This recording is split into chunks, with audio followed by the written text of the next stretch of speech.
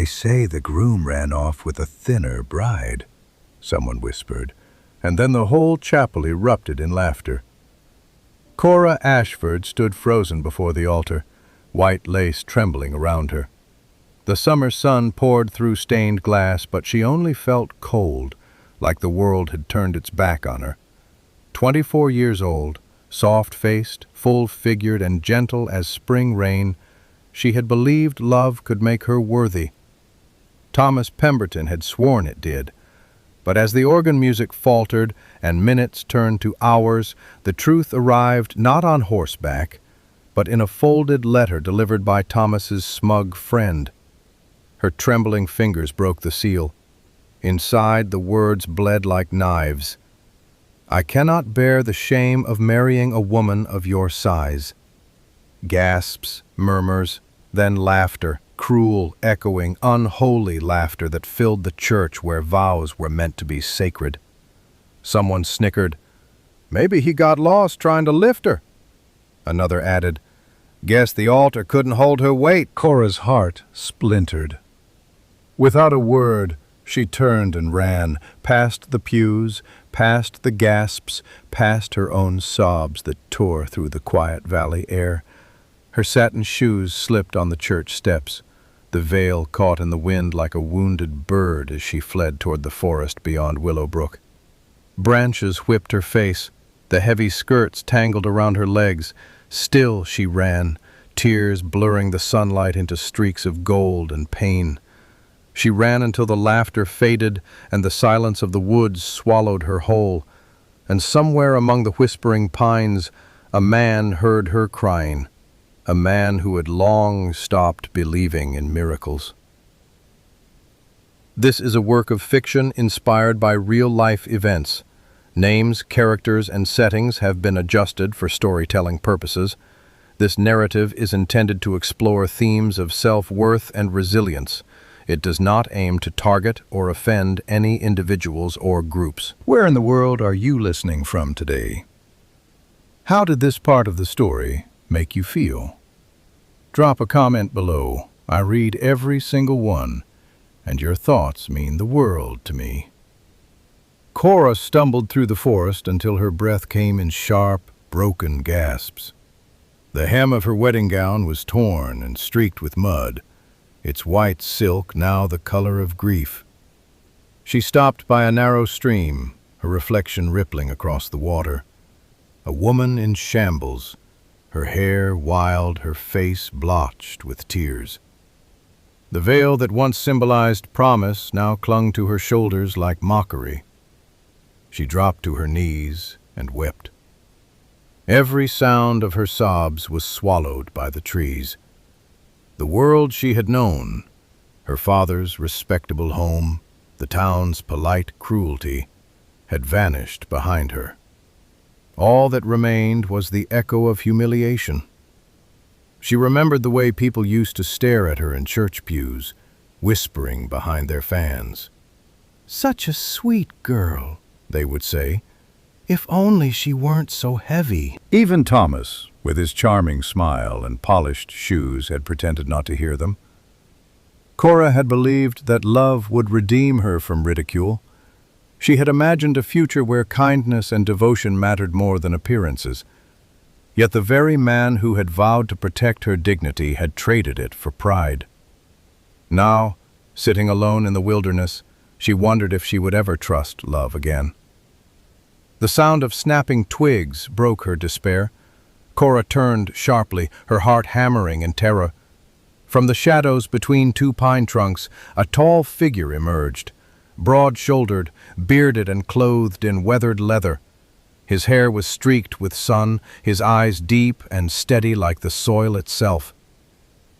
"Are you hurt?" he asked, voice low but carrying warmth. Cora shook her head, unable to speak. The stranger stepped closer, stopping at a respectful distance.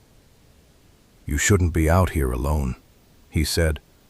"The woods aren't kind to those who come without purpose." She tried to stand, but her knees buckled.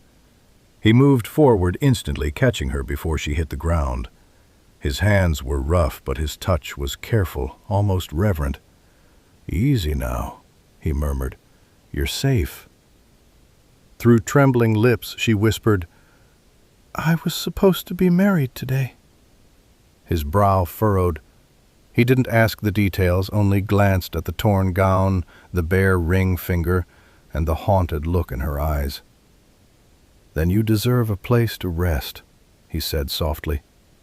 "I have a cabin not far from here. You can warm yourself, eat, and decide what comes next. No one will bother you there."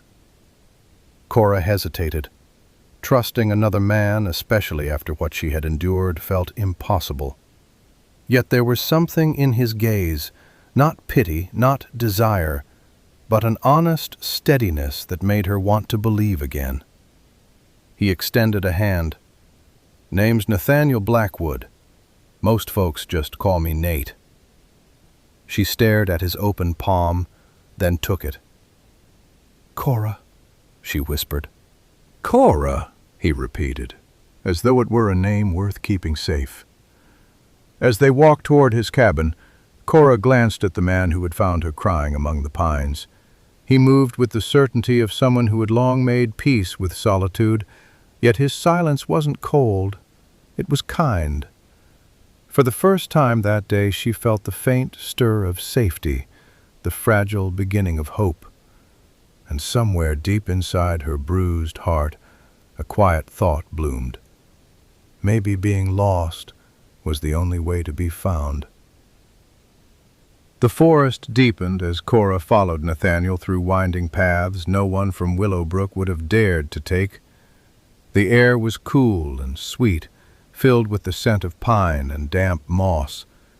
Each step she took away from the town felt like peeling off another layer of humiliation, yet exhaustion still weighed on her like the heavy folds of her ruined dress.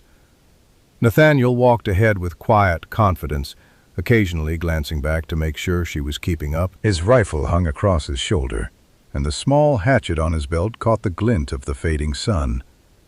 He didn't speak much, but every gesture he made, offering his hand when the trail steepened, slowing his pace when she stumbled, carried an unspoken kindness. "Do you live out here alone?" she finally asked, breathless. "Been that way for years," he replied without turning. "Company tends to make more noise than I can bear." There was no bitterness in his tone, just an honesty that intrigued her. He was a man carved by silence, by years of wind and wood and solitude. After an hour, the forest opened into a small clearing. A brook wound through it like a silver ribbon, and smoke rose faintly in the distance, the promise of warmth. "Almost there," Nate said, and for the first time a hint of a smile touched his face.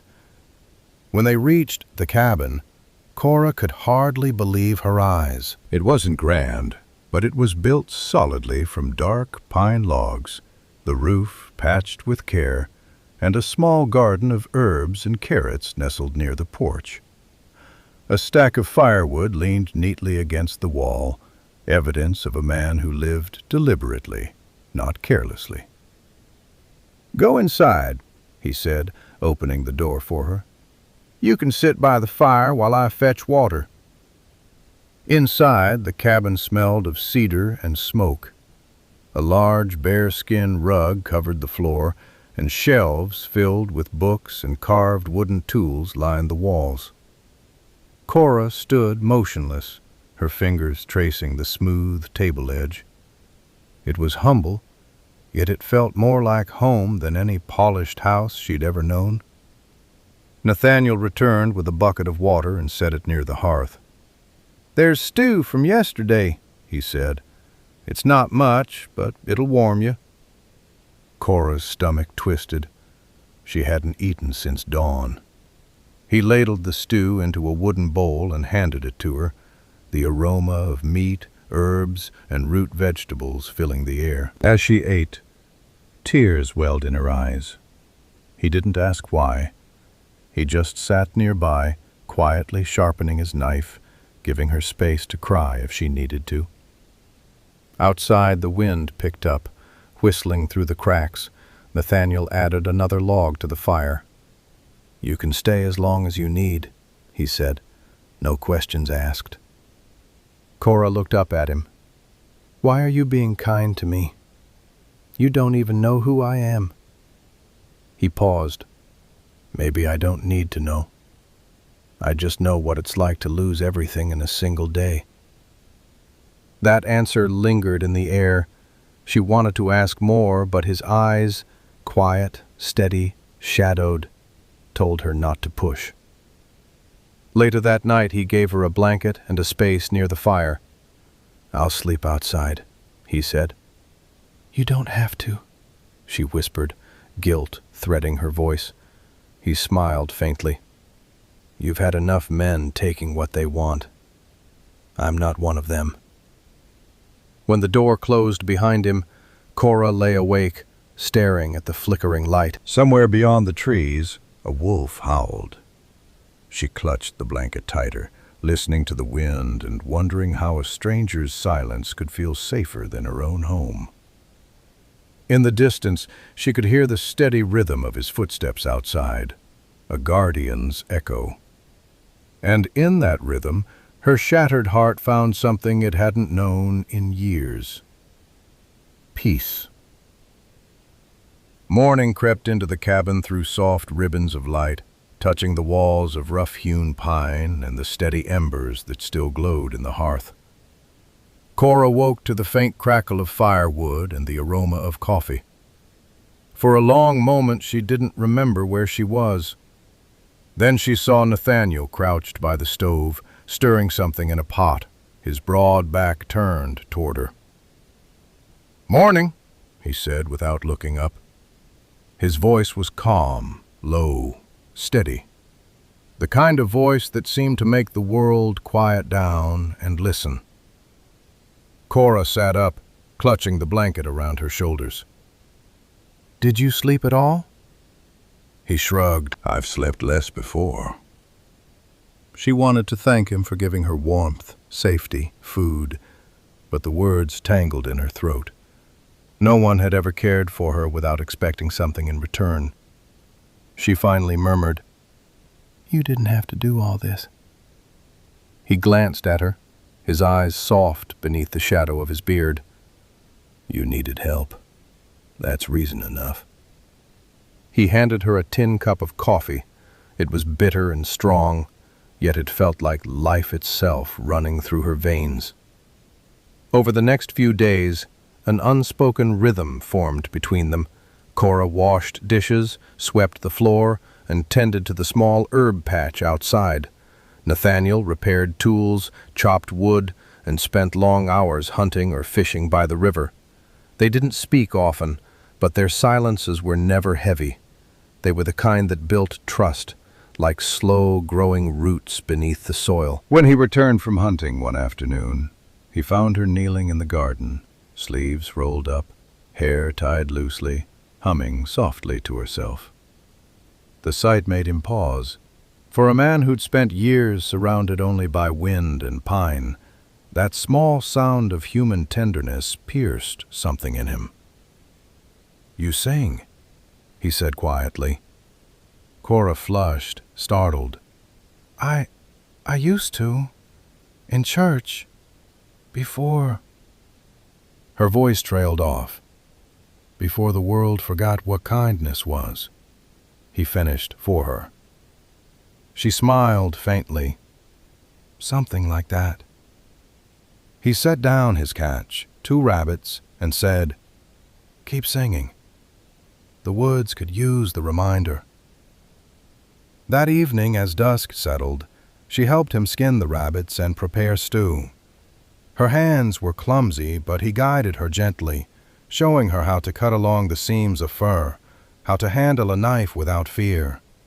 When she nicked her finger, he took her hand in his, calloused, warm, careful. "You treat everything like it's going to break," he said. Cora swallowed hard. "That's because everything I've cared for has." He met her eyes, steady and kind. "Then maybe it's time something didn't." The fire popped between them, scattering sparks like stars. Days turned into weeks. The ache of humiliation began to fade, replaced by quiet contentment. Cora discovered strength in her own body, in carrying water from the stream, splitting kindling, kneading bread. Each new task, each skill she learned, stitched another tear in the fabric of her confidence. Nathaniel, for his part, found himself looking forward to her laughter, the way she wrinkled her nose when the stew boiled over, the way she filled his cabin with warmth that no fire ever could. One evening, a storm rolled across the mountains, lightning splitting the sky. The cabin rattled under the thunder's roar. When a gust blew the shutters open, Cora gasped, and Nathaniel rose instantly to secure them. Rain lashed his face as he leaned into the wind, muscles straining. Cora ran to help, clutching the shutter beside him. "You'll get soaked," she shouted over the thunder. He grinned, water dripping from his beard. "I've been wetter." Together they slammed the window shut, laughing breathlessly. For a heartbeat their eyes met, close enough that she could see the flecks of gold in his dark irises. Something warm surged between them, something wordless and frightening in its simplicity. He stepped back first, clearing his throat. "Fire needs tending." "Right," she said softly, though her pulse still raced. That night, when the storm had quieted to a gentle rain, Nathaniel sat by the fire, whittling a small piece of wood. When he handed it to her, she realized it was a carving, a delicate bird with its wings outstretched.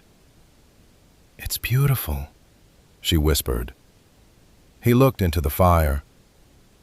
"Made it from the pine that grew outside my first home. Thought you might like it." Cora traced the curves of the wings. "Thank you, Nate." He smiled, a small, almost shy smile that softened every hard line in his face. "You're welcome, Cora." And as the flames flickered across the cabin walls, both of them sat in silence again. But this time, it was no longer the silence of loneliness. It was the silence of two souls beginning to find their way toward one another. The months passed quietly, as if the forest itself wished to keep their peace untouched. The snows came early that year, covering the valley in a white stillness that muffled every sound except the steady crackle of their cabin fire. Cora had grown stronger, her hands no longer soft from gentility but firm from work. Yet sometimes, in the deep hours of night, the ghosts of her past still returned. The laughter at the chapel, the whispers that had followed her for years. Nathaniel always seemed to sense it. He'd stoke the fire higher, pour her a cup of tea, and say nothing. He didn't try to fix her pain. He simply stayed beside her until the storm inside her calmed. But there were storms he kept within himself, too. She saw them in the way his eyes lingered on the empty chair across the table, in the way he sometimes stepped outside during supper, staring at the mountains like a man seeking an answer. One morning, as frost glazed the window panes, Cora found an old locket on a shelf near his bed, small, silver, and dulled with time. Curiosity tugged at her. When she opened it, she saw a tiny portrait of a young woman with bright eyes and a freckled smile. She froze. Nathaniel's voice came from behind her. "You shouldn't have touched that." She turned, startled, shame rushing to her cheeks. "I'm sorry, I didn't mean." He took the locket gently from her hand, closing it with a soft click. His face was unreadable, carved from stone. For a long moment, the only sound was the crackling of the fire. Then he said quietly, "Her name was Eliza, my fiancée." Cora's breath caught. "She got sick the winter before we were to be married," he went on, voice distant. "Fever took her in 3 days. I buried her by the old river bend, the one that dries up every summer." He stared at the locket in his palm. "After she died, I couldn't stand the town. Couldn't stand people pretending to be kind out of pity. So I came here. Thought I'd spend the rest of my days keeping to myself." He looked up, his gaze steady on her. "Until you came." Cora's heart ached for him, for the quiet grief he had carried like a scar no one could see. She reached out, hesitating, then touched his arm. "You don't have to face that alone anymore." He gave a faint smile, but it didn't reach his eyes. "Maybe. But the past doesn't leave easy." The air between them shifted after that day, not cold, but heavier, full of things neither dared to say aloud. And then came the gossip. A traveling merchant passed through their valley in early spring. He saw Cora tending the garden, her figure still full, her face glowing with health and peace. He went back to Willowbrook and told everyone the fat bride was alive, living in sin with a mountain hermit. Within weeks, rumors spread like wildfire. Then, one afternoon, a rider appeared at the edge of the clearing. Cora froze when she recognized the man dismounting. Thomas Pemberton. His fine clothes were worn now, his eyes sharp with desperation. "Well," he sneered, glancing around the cabin, "so it's true. My runaway bride has turned herself into a woodcutter's wife." Nathaniel stepped forward, shoulders squared. "You've got no business here." Thomas smirked. "Actually, I do. The engagement contract wasn't properly dissolved. Legally, she still belongs to me." Cora's voice trembled but didn't break. "You forfeited that when you left me at the altar." He ignored her. "Word is you found gold up here, Blackwood. Maybe I'll take back what's mine, the woman and the land." Nathaniel's jaw tightened. "You'll take nothing from this place." Thomas's gaze darted between them, calculating, cruel. "We'll see what the sheriff says." He spat in the snow, then mounted his horse and rode away, leaving behind the stench of arrogance and threat. When he disappeared beyond the pines, Cora turned to Nathaniel, her heart pounding. "He can't take me back. I won't let him." Nathaniel nodded. "Then we'll fight this together." For the first time since the day she was abandoned, Cora felt no fear, only fire. The next morning dawned gray and silent, the air so still it felt like the forest itself was holding its breath. Nathaniel had already been up for hours, chopping wood and scanning the ridge for signs of riders. He knew Thomas would return. Men like him never came alone. By midday, the crunch of hooves shattered the stillness.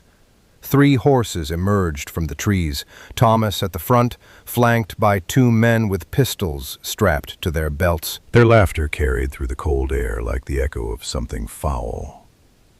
Cora stood at the cabin door, her hands trembling.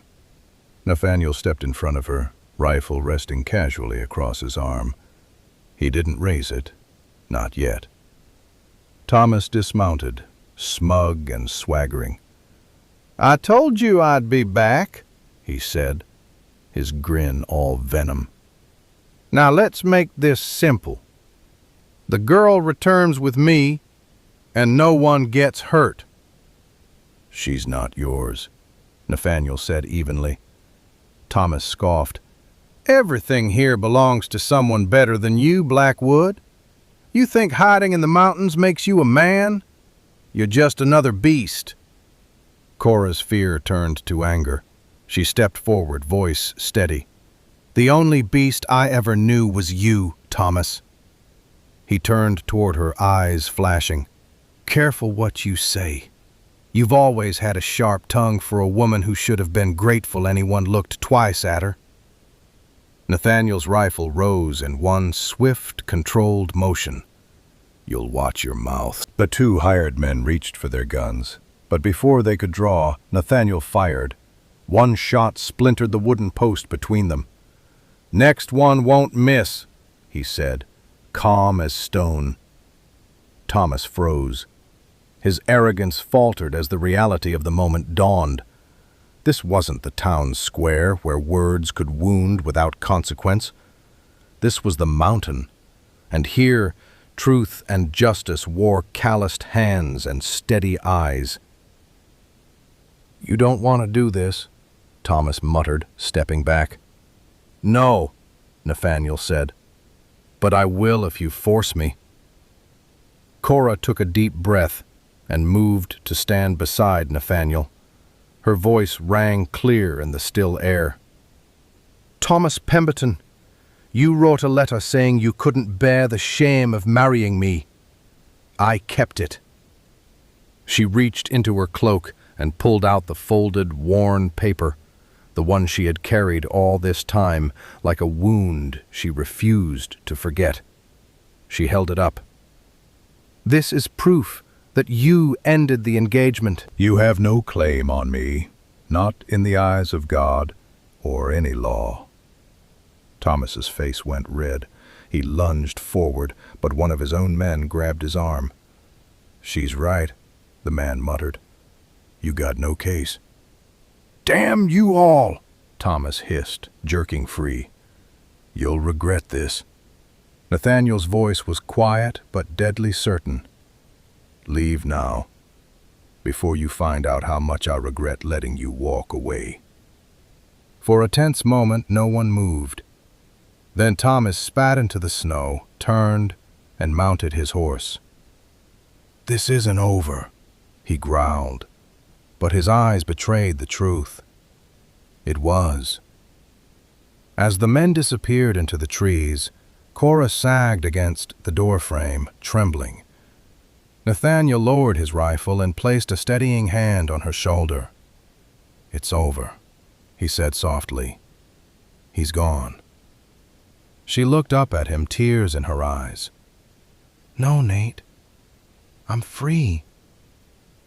Spring came gently to the mountains that year.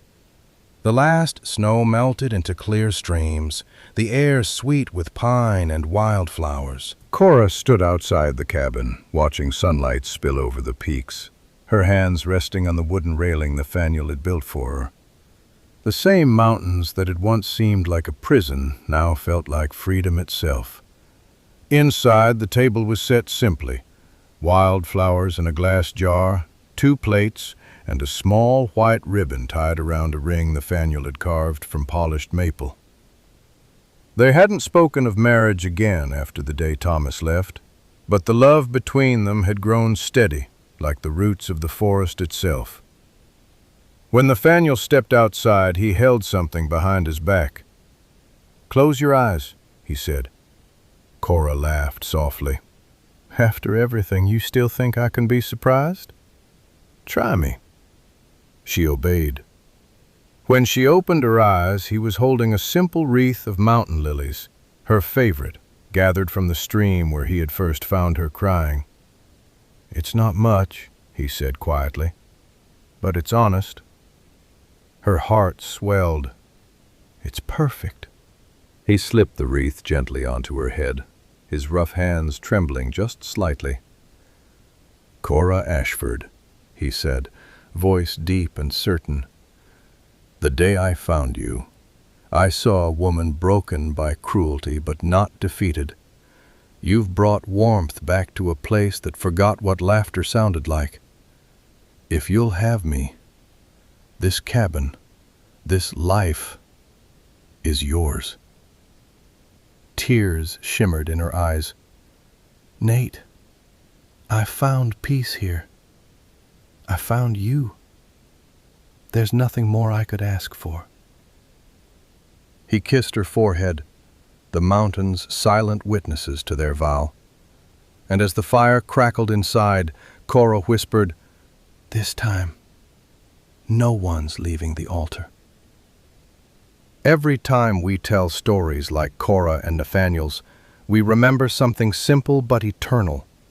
That love isn't about perfection or beauty, or what the world expects of us. It's about kindness, courage, and finding someone who sees your worth even when you've forgotten it yourself. If you're still listening right now, I'd love to know, where in the world are you hearing this story from? Tell me in the comments below. And if you still believe in second chances and quiet miracles, don't scroll away. The next story might just find you.